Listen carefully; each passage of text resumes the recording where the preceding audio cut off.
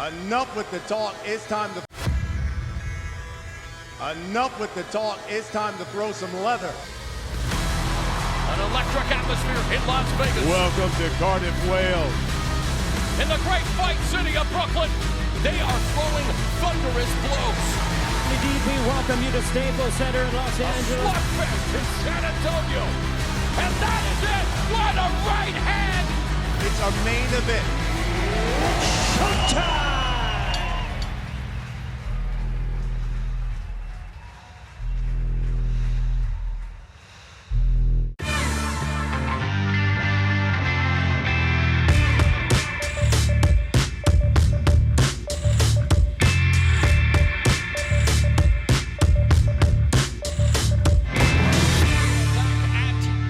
Center in Los Angeles for a triple header Saturday night. Showtime Championship Boxing. Summertime, the living not so easy for the 6 fighters who will be plying their craft on Saturday night in our 3-fight card. And yes, summertime means blockbuster in these parts, the tentpole franchises at the cinema, but we have a blockbuster main event. Just the 10th lightweight unification fight in history, the first lightweight title unification fight here on Showtime since the greatest fight that I have ever seen, the first meeting between the late Diego Corrales and Jose Luis Castillo back in 2005, and it's also the first lightweight title unification fight in almost a decade, and that one was also a barn burner. Juan Manuel Marquez against Juan Diaz, but it will be Mikey Garcia, who is a 4-division champion, undefeated at 38-0 with 30 knockouts, coming back down to 135 pounds to make the first defense of his 135-pound crown against Robert Easter Jr., also undefeated, 21-0 with 14 knockouts. He's looking to make the 4th defense of his lightweight crown, but as I'm now joined by Paulie Malignaggi and soon by Hall of Famer Steve Farhood. Paulie, I want to talk about the main event because it is the year of the unification fight in boxing, and that is a good thing. Oh, absolutely. I think anytime you can get champions against champions to get in the ring with each other, it's an exciting time. It's a lot of times the politics get in the way, but obviously with this fight, it was easier to make. Yes, it was, and we will analyze the main event and the rest of the card after the official weigh-in. Right now, let's throw it to Hall of Fame ring announcer Jimmy Lennon Jr.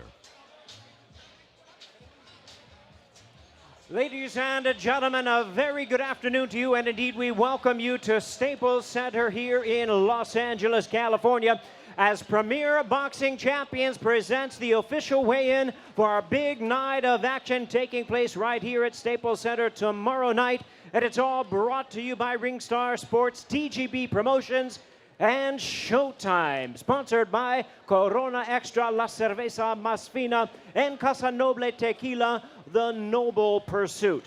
Well, ladies and gentlemen, we begin our weigh-ins with our opening attraction on Showtime Championship Boxing. 10 rounds of action for the vacant WBA Intercontinental Welterweight Championship.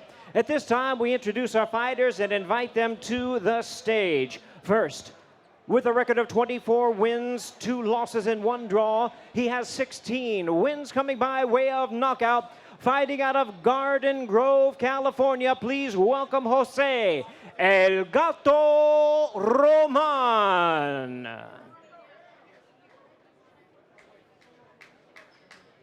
And we invite his opponent to the stage at this time. Once again, this is for the vacant title, ranked number 4 in the world by the WBC as a super lightweight, undefeated at 21-0 with 13 knockouts from San Antonio, Texas. Please welcome Mario El Azteca Barrios. Contract weight for this fight is 142 pounds. And now we are ready to invite our fighters to the scale at this time, bringing to your attention the weight limit on this fight is 142 pounds. Once again, from Garden Grove, California, please welcome Jose El Gato Roman. 10-year veteran Jose Roman, who is taking calculus in college while being a professional prize fighter. Quite the background, and comes in the underdog. Very slightly over that 142-pound weight limit for this fight. Attempting to make the weight now in a boxing tradition of stripping down all the way. 142 pounds even, 142 on the nose for Jose Roman.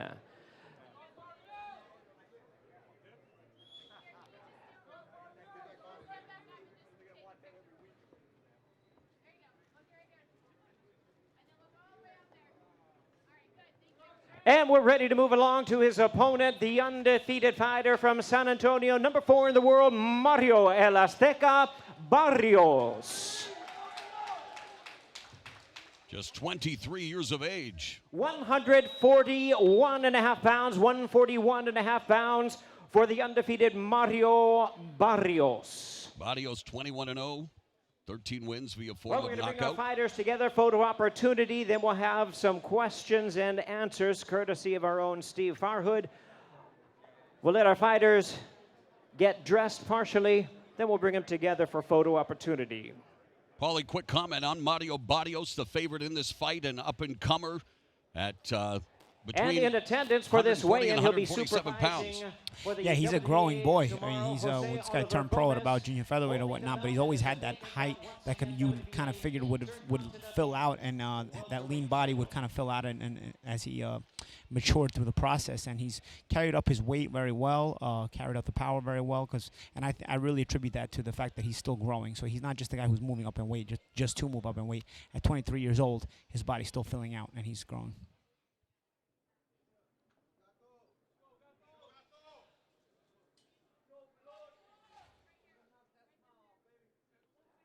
And there they are, ladies and gentlemen. It opens up tomorrow night's telecast on Showtime. 10 rounds of boxing. The vacant WBA Intercontinental welterweight title, Mario Barrios versus Jose Roman. And now, ladies and gentlemen, my pleasure to introduce Hall of Famer Steve Farhood. So, Jose Roman, you're fighting a top prospect in Barrios. Tell us what your approach will be. Why will you pull off the upset? You know, they gave me a 3-week notice, you know, and we trained really hard for this, really, really smart. And, you know, I feel like I'm ready, you know, to win this fight. You have special motivation. Tell us about that. Yeah, my cousin, his son is battling leukemia. So, you know, I dedicated this fight for him. You know, he's only 3 years old. And battling leukemia is kind of hard, you know, because I'm a father, you know, and just imagining that breaks my heart. Well, good luck to you, and best of luck to your cousin's son as well. Thank you.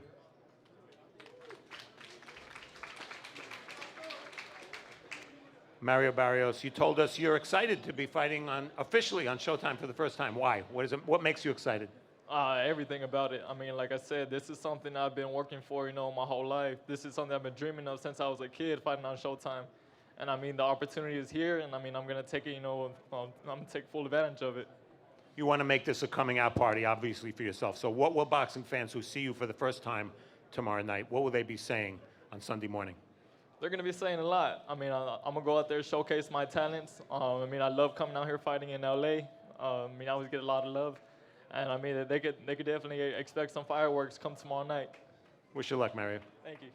So Mario Barrios puts his undefeated record and 5-fight knockout streak on the line against upset-minded Jose Roman to kick things off. Showtime Championship Boxing at 10 Eastern, 7 Pacific, Saturday night. Our next fight, a 10-round heavyweight special attraction. We invite our fighters to the stage at this time. First, ladies and gentlemen, with a record of 16 wins, 3 losses, he has 9 wins coming by way of knockout. He's the former heavyweight world title challenger from Romania. Please welcome Răzvan Cojanu.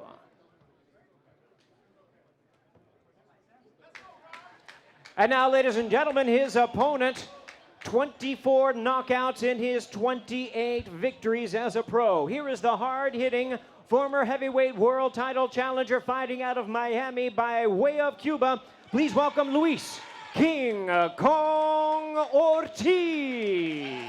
Heavyweight co-feature, both Luis Ortiz, Răzvan Cojanu in their last outings challenged for a piece of the heavyweight crown. Both tasted defeat, but Ortiz in a Fight of the Year candidate against Deontay Wilder. Making his Showtime debut. Here's the former world title challenger from Romania, Răzvan Cojanu. Cojanu coming off a career-long 14-month layoff. 69 pounds, 269 for Răzvan Cojanu. Took this fight on short notice, comes in at 269. 6'7.5" heavyweight. Here is his opponent, currently ranked the WBC #4 heavyweight contender in the world. Here he is, the hard-hitting Luis King Kong Ortiz. Cojanu losing to then heavyweight belt holder Joseph Parker in his last fight, and Ortiz, of course, that dramatic fight of the year candidate in March against Deontay Wilder. 1 pounds, 241 for Luis King Kong Ortiz. And Ortiz appeared to be leaner at the fighter meeting. Once again, we'll go with the same routine. in We'll at let our 241. fighters get dressed. We'll bring them together for a photo opportunity. Then we'll have a short and brief Q&A. So an opportunity for Luis Ortiz to remain in the hunt. Huge favorite over Cojanu, who again coming off a career-long layoff and really involved in a glorified sparring match against Joseph Parker down under in his last fight. Yeah, and Cojanu also taking the fight on 3.5 weeks' notice. So curious to see what kind of condition he's in for a fight of this magnitude for him. But it's a big opportunity, so guys tend to get up for these kind of moments. Cojanu facing the southpaw Ortiz. Cojanu faced 4 consecutive lefties in his 13th, 14th, 15th, and 16th fights. Between 2014 and 16, he went 3-1. The loss was the knockout to Donovan Dennis. So a tall order for Cojanu, who is, in fact, the taller fighter. Ortiz, though, used to looking up at, Deontay Wilder the last time around, and he hurt Wilder. 10 rounds of boxing heavyweight special attraction. Both of these fighters have fought for the world title. They'll meet in the center of the ring tomorrow night at Staples Center. 10 rounds of boxing heavyweight special attraction. Luis King Kong Ortiz, Răzvan Cojanu. Once again, here's Hall of Famer Steve Farhood. Take your time. Thank you. So, Răzvan, you had limited notice for this fight, only about 2.5 weeks, yet you came in lighter than you did when you fought Joseph Parker for one of the titles. So you must feel you're in great shape. I'm in good, very good shape. And tomorrow night it's showtime. Tomorrow night we're gonna bring the pain. Let me see. I didn't see that. Okay. I tell you to let me to put the shirt. You're gonna like it. That's good. You're selling yourself. I like it. What is the secret to beating? Look at our cameras over here. What is the secret to beating King Kong? It's no secret. The secret is 2 things. One, I cannot say because I'm in the front of the TV. But the other one is the heart. We wish you luck. Thank you very much. Cojanu bringing a sense of humor. Hey, Farhood, you left him hanging, my man. There you go. Cojanu, who born in Romania, but actually the local fighter living in Woodland Hills. Tired. Herman Caicedo, the trainer of Luis Ortiz, will translate for us. Can you ask Luis, his last fight obviously was Wilder, a disappointment when you fight for the heavyweight title and you come this close to winning it. How does he handle that psychologically, and not have a letdown?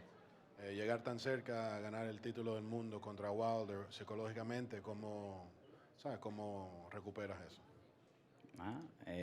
Salir a hacer mi trabajo, lo mejor que yo sé hacer es tirar piñazo. Mañana vamos a hacer lo que hacemos. He's going to do what he's always done in his entire career, even as an amateur, and that's just fight, and tomorrow night it's going to be no different. He's going to come out, he's going to throw punches and definitely go for the win and the KO. Does he feel he's one win away from getting another shot at a heavyweight title? ¿Te sientes como si eres tan cerca como decir una pelea más para volver a pelear por un título? Todas las peleas para mí son importantes y yo lo que quiero es volver a que Dios me vuelva a dar la oportunidad de pelear por el título. Y sí, todas son oportunidades y pienso que sí, que mañana lo voy a lograr.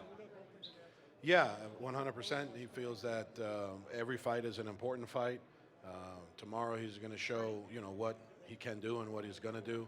And, being as avoided as he is, even more so, one loss can be the end of it. So definitely one more win is even closer. So they're all important, yeah. Good luck. Thank you, Herman. Deontay Wilder expected to fight one more time this year, and you know that Luis Ortiz is going to serve as an audition for a rematch on Saturday night when he faces Razvan Kojanu in the heavyweight co-feature of our triple header. It all gets underway at 10 o'clock Eastern, 7 Pacific on Showtime. And now, of course, the main event and just the 10th lightweight title unification fight in history. Two undefeated champions putting it all on the line, exactly what the doctor ordered in the sport of boxing. And 2018 continues to be the year that, well, the gift that keeps on giving, especially here on Showtime. All right, fans, here we go from Staples Center in Los Angeles, California. Premier Boxing Champions presents the official weigh-in for our highly anticipated featured bout of the evening, a showdown of undefeated lightweight world champions. And it's all brought to you by Ringstar Sports, TGB Promotions, and Showtime. Sponsored by Corona Extra, La Cerveza Más Fina, and Casa Noble Tequila, the Noble Pursuit.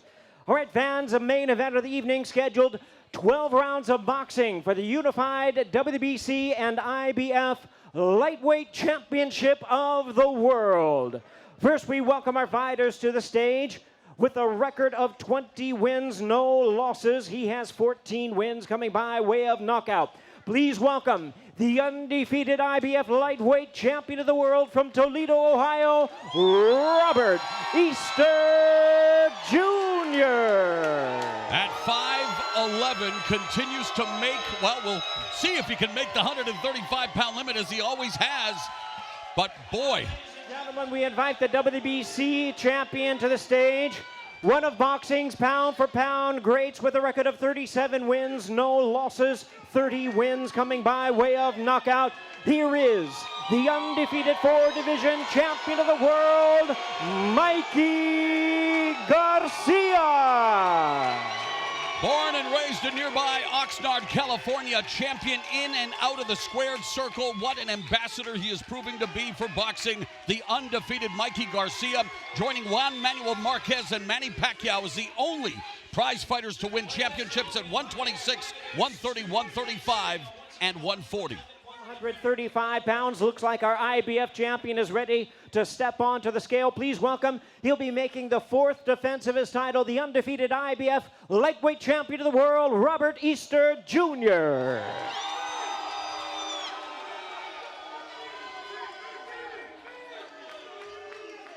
$134.5 pounds for Robert Easter. It's incredible. He comes in $134.5. at under 135. Again, 5'11", an aberration. Gentlemen, the undefeated, the reigning, and the current WBC lightweight champion of the world, Mikey Garcia. Mikey Garcia facing huge height and reach disadvantages. 135 pounds, right at the lightweight limit. We have a fight. The unified IBF and the champion WBC does what the lightweight champion's supposed to do. Comes right on at the 135-pound limit. Hotly anticipated main event Saturday night. Stylistically opposed, but all the ingredients in place for what should be another memorable encounter at 135 pounds. We talked about the title unification fights of the past, the legendary first meeting between Diego Corrales, Jose Luis Castillo, the last title unification fight, Juan Diaz losing to Juan Manuel Marquez, another spirited affair. Yeah, absolutely. So, you know, if you go along those models for lightweight unification title fights, we got a classic on our hands for tomorrow night. Let's hope.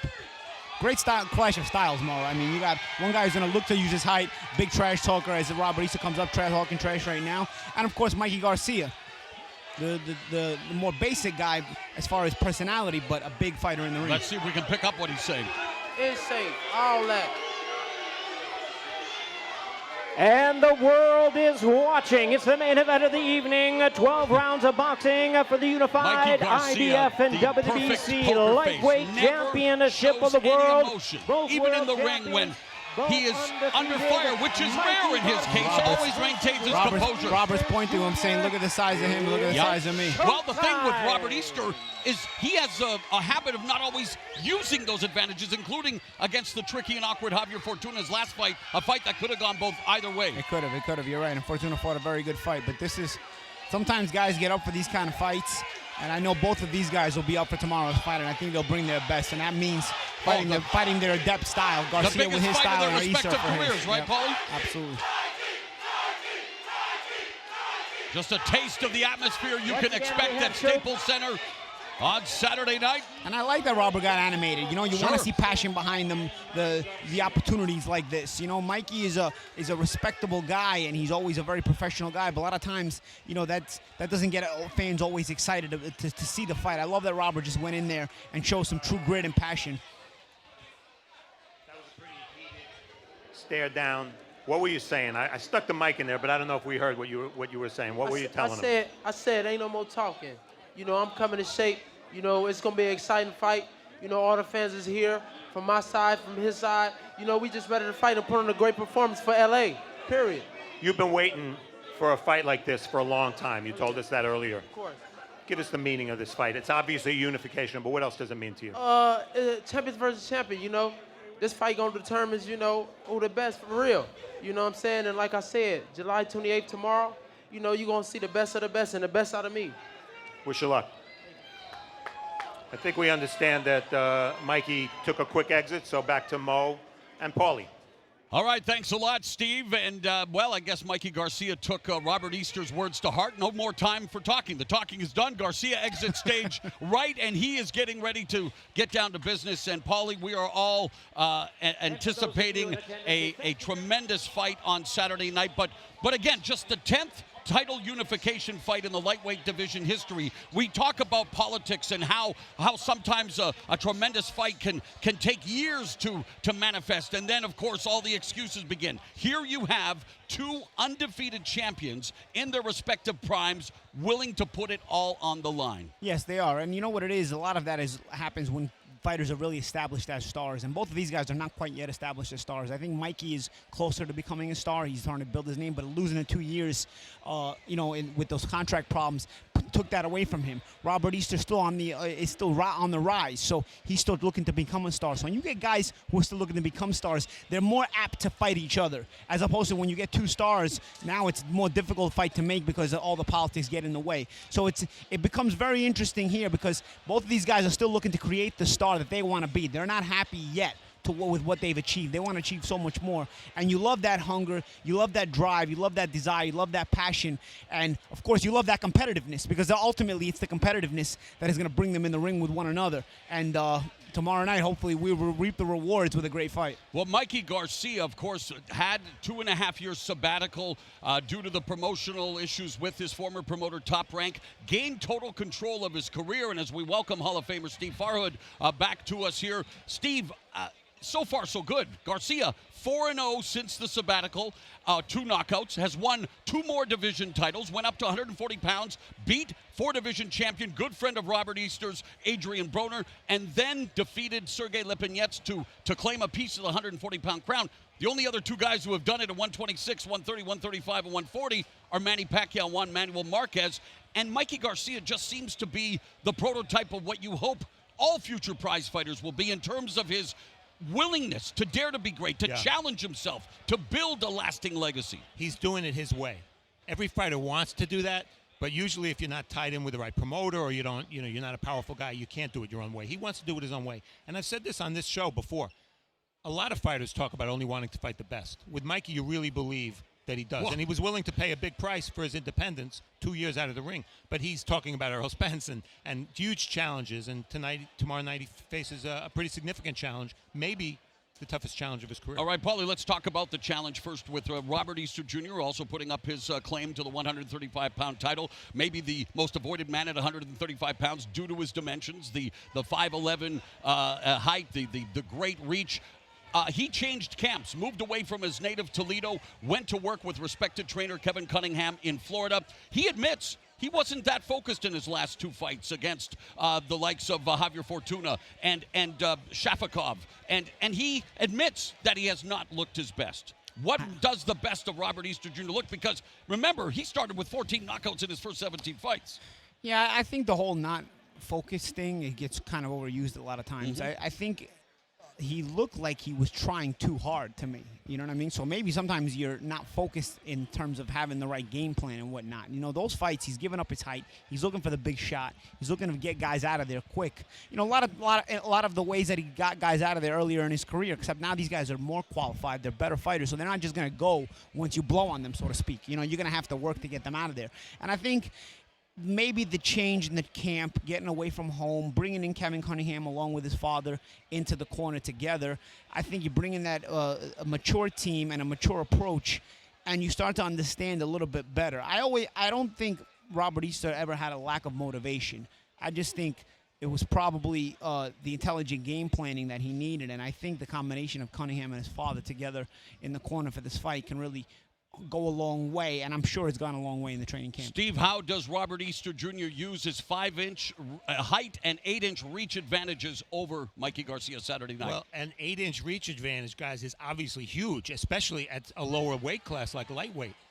It's all about up here, I believe, for him, because I know Robert Easter from a long time ago. We've seen him fight on Choke Stream We many made times. his pro debut here at Staples Center. Exactly. And he is a fighter. He has the instincts of a fighter. And when I say a fighter, I don't mean just a boxer. I mean a guy who wants to fight and mix it up. His body punching is the best thing he does.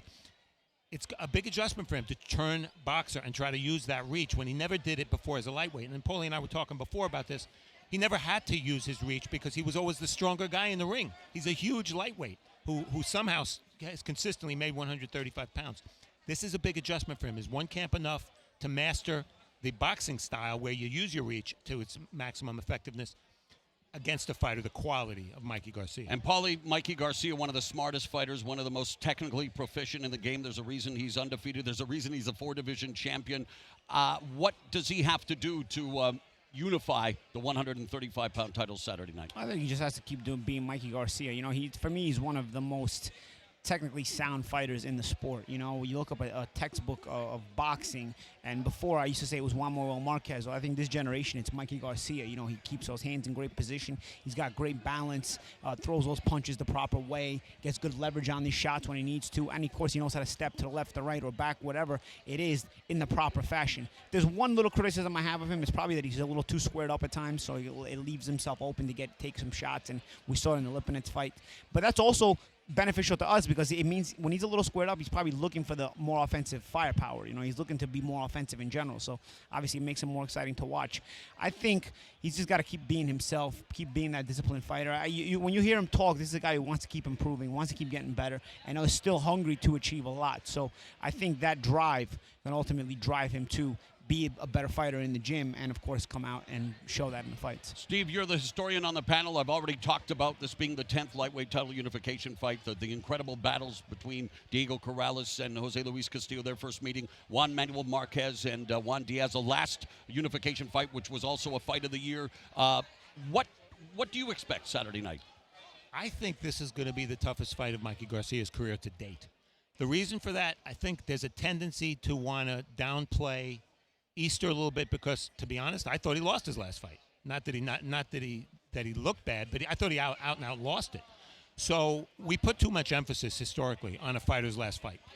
I think, given the size difference, given the weight, given how pumped up Easter is, which I don't think he was as much for the last two fights, I think this is the supreme test for Mikey Garcia to date. I expect a distance fight, and I expect a close fight. So we have Mikey Garcia and Robert Easter Jr., undefeated lightweight champions. They will meet Saturday night in the main event.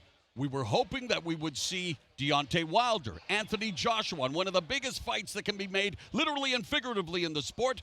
That's not going to happen this year. Anthony Joshua will face Alexander Povetkin. Deontay Wilder is being targeted for a date later this year. But, guys, I want to talk about the co-feature now. Luis Ortiz, who, of course, gave Deontay Wilder his toughest fight, hurt him in that 7th round after Ortiz had been dropped in the 5th. And then we know what happened in the 10th when Wilder eventually stopped Ortiz. Where does this fight against Razvan Kojanu, I mean, in terms of Ortiz is a huge favorite here. Kojanu taking the fight at short notice. Luis Ortiz auditioning for a rematch with Wilder. Yeah, auditioning for a title fight, period, again, no matter who it's against. There aren't that many names at heavyweight that fans want to see. There are plenty of heavyweights. There are always plenty of heavyweights. But who do you really want to see? Well, it looks like, we know for sure that Joshua and Wilder are not fighting this year. So if that's the case, who would you like to see Wilder fight? The Ortiz fight is in the top 3 of the best action fights of 2018. I'd like to see it again.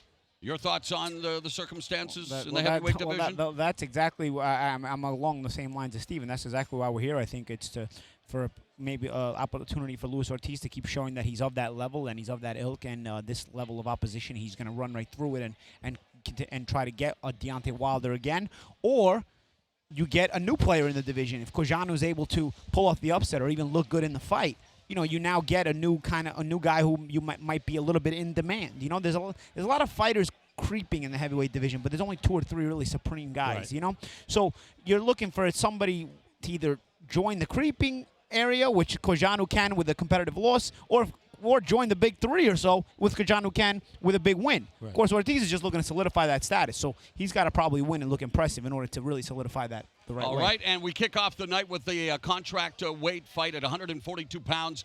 Undefeated prospect, of course, Mario Barrios against Juan Ramon. And I want to get your take on the Ramon Barrios fight, Steve. A look at Barrios, who's an up-and-coming prospect, undefeated, and a lot of things to like about him. Yes, Barrios is one of my favorite prospects.